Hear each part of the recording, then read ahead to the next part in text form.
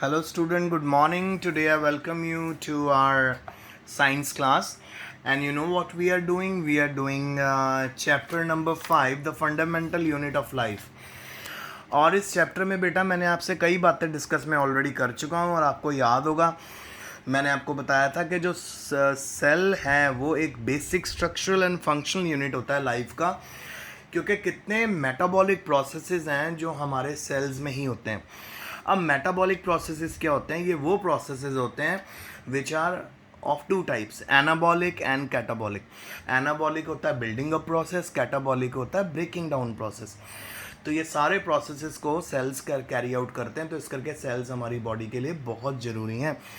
और cell building block ही हैं, जैसे मैंने आपको बताया था कि एक वॉल में ढेर सारी ब्रिक्स होती हैं और ब्रिक्स के साथ ही वॉल बनती है, वैसे ही हमारी बॉडी सेल्स के साथ ही बनती है। फिर बेटा मैंने आपको अलग अलग सेल्स के बारे में बताया, मैंने आपको ऐसे ऑर्गेनिजम्स के बारे में बताया जो मल्टी सेलुलर थे, जिसमें ढेर सारे सेल्स थे। और फिर मैंने आपको यूनिसेलुलर ऑर्गेनिजम्स के बारे में बताया जो सिंपल एक सेल के बने होते हैं पर सारे फंक्शन कर सकते हैं। और उन यूनिसेलुलर ऑर्गेनिज्म में अमीबा, क्लामाइडोमोनास और पैरामीशियम था। फिर मैंने आपको बताया कि हमारी बॉडी में अलग अलग जगह पे जो सेल होते हैं वो एक जैसे नहीं होते, उनके फंक्शंस के बेस के ऊपर उनके अंदर थोड़े थोड़े चेंजेस आए हुए होते हैं। फिर मैंने आपको यहाँ पे ये देखिए डायग्राम बड़े ध्यान से, let me zoom it for you. So suppose I zoom it, तो मैंने आपको यहाँ पे ही रही है हमारी डायग्राम, इनमें मैंने आपको अलग अलग तरह के सेल्स दिखाए जो हमारी बॉडी में मिलते हैं। जैसे स्मूथ मसल सेल्स के बारे में मैंने बताया था, ये वो सेल्स होते हैं जो हमारे मसल्स में मिलते हैं। ब्लड सेल्स के बारे में बताया था, ब्लड एक्चुअल में बेटा एक प्लाज्मा है, इट इज़ अ लिक्विड जिसके अंदर WBCs होते हैं, RBCs होते हैं, प्लेटलेट्स होती हैं और ब्लड प्लाज्मा होता है जो उनको न्यूट्रिशन प्रोवाइड करता है। सो नर्व सेल आपको बताया था, ब्रेन और हमारी पूरी न्यूरॉन सिस्टम जो हमारी बॉडी में, central nervous system, peripheral nervous system, autonomic nervous system, उन सब में आपको नर्व सेल मिलेंगे। फिर मैंने आपको बताया था कि ओवरी में आपको एग मिलेगा यानी ओवम, बोन्स के अंदर बोन सेल्स मिलेंगे, फैट सेल्स के बारे में बताया, और स्पर्म्स आपको मैंने बताया था मेल रिप्रोडक्टिव ट्रैक में मिलेंगे, टेस्टिस में। सो अब हम आगे चलते हैं। The shape and size of cells are related to specific function they perform. तो वो बोल रहा है कि जितने भी शेप होती है, साइज होती है किसी सेल का, वो डिपेंड करता है वो किस तरह के फंक्शन परफॉर्म करने वाला है। Some cell like amoeba have changing shape, कुछ सेल अमीबा की तरह होते हैं जो कंटिन्यूसली अपनी शेप चेंज करते रहते हैं।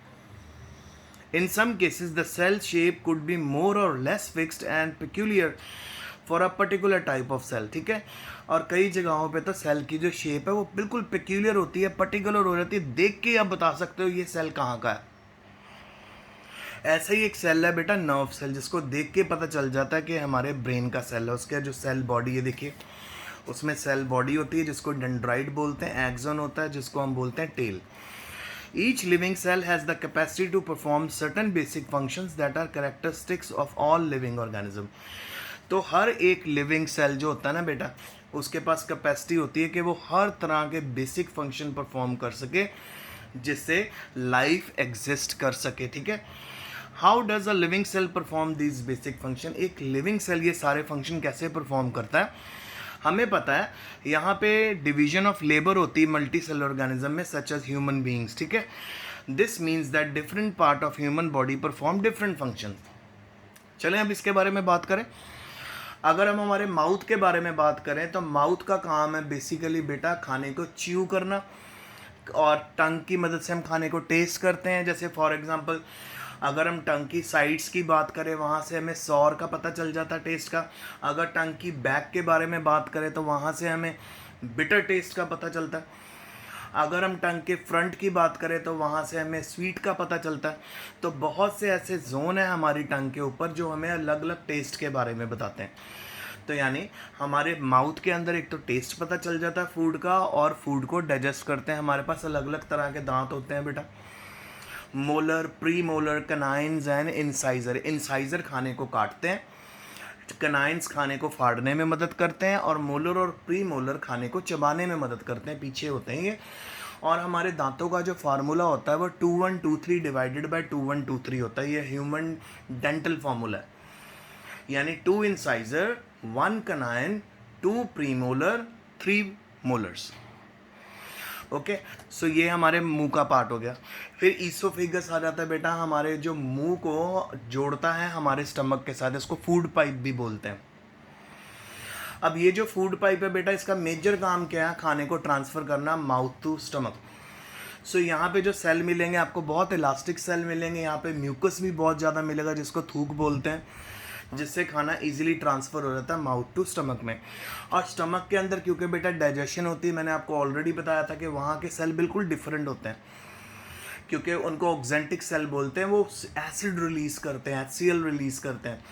और अगर हम स्मॉल इंटेस्टाइन में चले जाएं स्टमक के बाद, तो वहाँ पे खाना एब्जॉर्ब होना स्टार्ट होता है। तो वहाँ पे जितने भी सेल होते हैं उनके अंदर बेटा फिंगर लाइक प्रोजेक्शन होती है, यानी उनके अंदर सरफेस एरिया ज़्यादा होता है। तो आप देख रहे हो कि जिस एक जोन से दूसरे जोन में जब मैं जा रहा हूँ तो सेल की शेप चेंज हो रही है। एक तरह के सेल पूरी बॉडी में नहीं मिलेंगे आपको, ये अलग अलग तरह के सेल मिलेंगे बॉडी में, क्योंकि वो अलग अलग फंक्शन करते हैं, उनके परफॉर्मेंस और उनका जो वर्क मोड ऑफ वर्किंग है वो डिफरेंट होता है। ठीक है, चले आगे।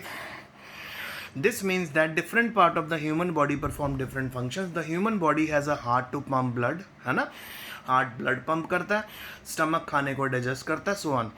इसी तरह डिवीजन ऑफ लेबर भी देखी गई है within a single cell. ठीक है, तो यानी बेटा इस तरह को हम डिवीजन ऑफ लेबर बोलते हैं, यानी एक पर्टिकुलर ऑर्गन एक काम करेगा। स्टमक खाने को डाइजेस्ट करेगा, माउथ खाने को चबाएगा, हार्ट ब्लड को पंप करेगा, किडनी हमारे वेस्ट को बाहर निकालेंगी बॉडी में, लिवर जो भी हमने खाना बनाया जो भी टॉक्सिक सब्सटेंस है उसको नॉन टॉक्सिक सब्सटेंस में कन्वर्ट करेगा।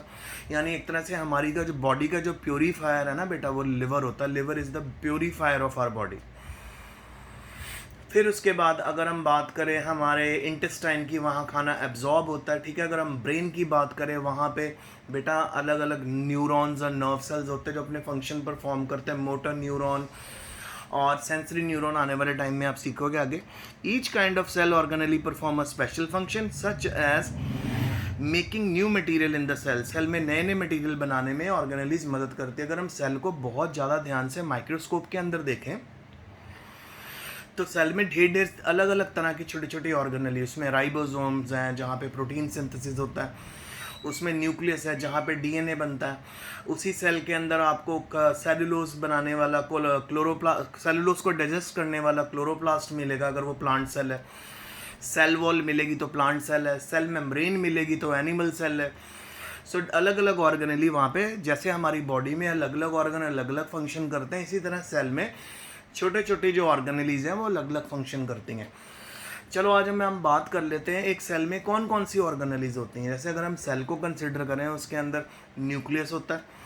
न्यूक्लियस का काम है ब्लूप्रिंट बनाना, एक ऐसी इंफॉर्मेशन बनाना जिसको रीड करके सेल अपने बाकी काम करेगा। राइबोसोम्स होते हैं जहाँ पे प्रोटीन सिंथेसिस होता है। फिर सेल के अंदर गोल्जी बॉडी अपरेटस होता है, ठीक है, जो मदद करता है मेटाबॉलिक और एनाबॉलिक प्रोसेसेस में। और सबसे इंपॉर्टेंट सेल्स में माइटोकॉन्ड्रिया होता है। माइटोकॉन्ड्रिया को पावर हाउस ऑफ सेल भी बोलते हैं। माइटोकॉन्ड्रिया का मेजर काम बेटा क्या होता है? ट्रांसफ़र, मतलब सिंपल, ये एनर्जी प्रोड्यूस करने वाले मॉलिक्यूल बनाता है, ATP, एडिनोसिन ट्राइफॉस्फेट। और जो ये मॉलिक्यूल बनते हैं, ये मॉलिक्यूल बॉडी में एनर्जी प्रोवाइड करते हैं, क्योंकि बॉडी में अगर आप अपना हाथ भी हिला रहे हो, कोई भी फंक्शन आप कर रहे हो, आपकी बॉडी को एनर्जी यूज़ हो रही है। और वो एनर्जी कहाँ से मिलती है बेटा? ATP से मिलती है, एडिनोसिन ट्राइफॉस्फेट। ये 3 एनर्जी बॉन्ड होते हैं जो धीरे धीरे एक के बाद एक टूटते हैं। 3 बॉन्ड जब एक एक करके टूटते हैं, जो एनर्जी रिलीज होती है उसको हम अपने कामों के लिए यूज़ करते हैं।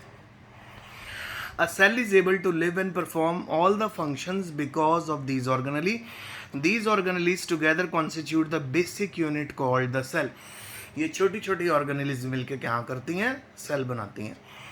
It is interesting that all cells are found to have the same organelles. अब एक बात कॉमन आप नोट कीजिए, सेल की चाहे शक्ल कोई हो जाए, उसकी स्ट्रक्चर चेंज हो जाए, उसकी शेप चेंज हो जाए, पर जो उसके अंदर जो ऑर्गेनलीज है ना बेटा, वो अलग अलग फंक्शन परफॉर्म जो करती हैं वो आपको सेम मिलेंगी। सिंपल सी बात है, एक सेल में बेटा आपको माइटोकॉन्ड्रिया मिलेगा ही मिलेगा, एनर्जी प्रोड्यूस करने वाला मॉलिक्यूल मिलेगा ही मिलेगा। आगे चलें। No matter what their function is और what organisms they are found in. जिस मर्जी ऑर्गेनिज्म का आप सेल उठा के देख लो, जिस मर्जी ऑर्गन का आप सेल उठा के देख लो, उसके अंदर आपको माइटोकॉन्ड्रिया मिलेगा, न्यूक्लियस मिलेगा, राइबोसोम्स मिलेंगे जो मेजर फंक्शन परफॉर्म करते हैं। कुछ क्वेश्चंस के आंसर करें। सबसे पहले सेल डिस्कवर किसने करा और कैसे किया? आपको याद है जब हमने चैप्टर मैंने शुरू करा तो सबसे पहले रॉबर्ट हुक साइंटिस्ट था, उसने 1665 में एक कॉर्क को ऑब्जर्व करा। कॉर्क होता है बेटा, छाल होती है, पेड़ की छाल को ऑब्जर्व करा तो उसके अंदर उसको छोटे छोटे हेक्सागोनल बॉक्सेस मिले जिनको उसने बाद में नाम दे दिया सेल। तो सेल की डिस्कवरी हम कह सकते हैं रॉबर्ट हुक ने की। और आप ये भी नोटिस कीजिए कि ये जो सेल था ये वर्ड लैटिन से आया था जिसका मतलब होता है little room. Next question, why is the cell called the structural and functional unit of life? Cell को structural function unit of life क्यों बोलते हैं? क्योंकि बेटा ये सारे बेसिक फंक्शन परफॉर्म करता है हमारी बॉडी के लिए, जिसके बेस के ऊपर हम सर्वाइव कर रहे हैं, हम जिंदा रह रहे हैं। तो इसीलिए सेल को basic and function unit of life बोलते हैं। आगे, what is a cell made up of? Cell किस चीज़ का बना होता है? What is the structural organisation of cell? अच्छा देखते हैं। We saw above that the cell has special component called organelles, जो मैं आपसे डिस्कस कर चुका हूँ। छोटे छोटे जैसे क्लोरोप्लास्ट, राइबोसोम, इनको ऑर्गेनेलीज बोलते हैं। अच्छा, हाउ इज सेल ऑर्गेनाइज कैसे होता है? If we study a cell under a microscope we would come across the 3 features in almost every cell. अगर हम कभी भी किसी सेल को स्टडी करें तो उसके 3 फीचर हम पढ़ेंगे ही पढ़ेंगे। एक तो बेटा प्लाज्मा मेम्ब्रेन हर सेल में मिलेगी, न्यूक्लियस हर सेल में मिलेगा, और साइटोप्लाज्म आपको हर सेल में मिलेगा। All activity inside the cell and interaction of the cell within its environment are possible due to these feature. इन 3 फीचर्स के करके सेल सर्वाइव करता है और अपनी सारी एक्टिविटी करता है। Plasma membrane, nucleus, cytoplasm. जो लिक्विड सेल के अंदर होता है उसको साइटोप्लाज्म बोलते हैं, जो लिक्विड न्यूक्लियस के अंदर होता है बेटा उसको न्यूक्लियोप्लाज्म बोलते हैं। सो बेटा अब हम इस एक एक टर्म को उठाएंगे, प्लाज्मा मेम्ब्रेन को उठाएंगे, न्यूक्लियस को उठाएंगे, साइटोप्लाज्म को उठाएंगे। सो आज का लेक्चर यहीं तक था। होप आपको अच्छे से समझ आया होगा जो जो बातें मैंने बताई हैं। If you have any query, any difficulty, you can call me any time. My number is already with you, and even you can ask me your doubts or queries on WhatsApp and I will be there to explain it back to you. So when we are going to meet in the next lecture, what we are going to do, we are going to study plasma membrane, nucleus and cytoplasm, that is the liquid present inside the cell. So that's it for today. Today was the 3rd lecture of fundamental unit of life, and the next 4th lecture we are going to continue when we will meet again. Best of luck, stay safe.